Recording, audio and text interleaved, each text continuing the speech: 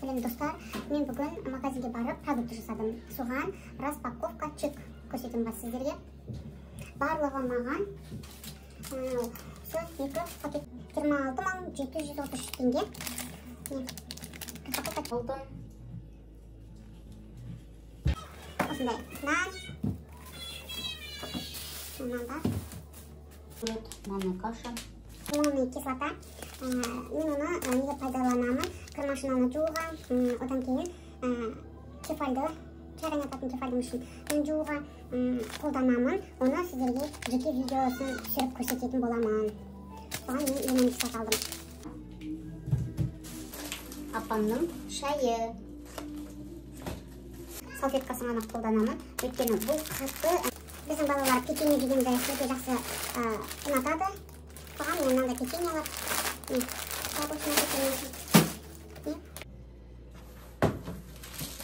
Шыдамай жеп қойды оны. Мынандай көбінесе түрі осындай печеньелер алдым. Оны шыдамай балаларым ашып жеп қойды. Халва алдым. Көже біздің көшегенде осындай кеске алып қойдым. Тәтті қолмен жаямыз. Осындай макароны өте дәмді. Бұлар сұлтан бұты. Фруткалар алдым.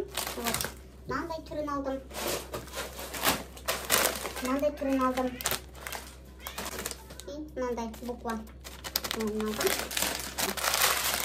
Кашасыз негізінде көбінде каша жасаймын. Мусорный пакет.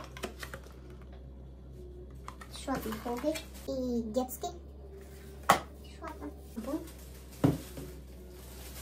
Бұл жатын антибак.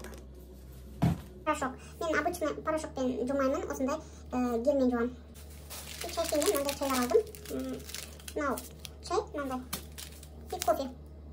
Кофе түрлерін. Мынандай. И кофе. Алма. Мандарин. Самсақ. Банан алдым. Бумагасы. Біз осындай продуктлар алып келдік. Болыңыздар. Келесі кездескенше.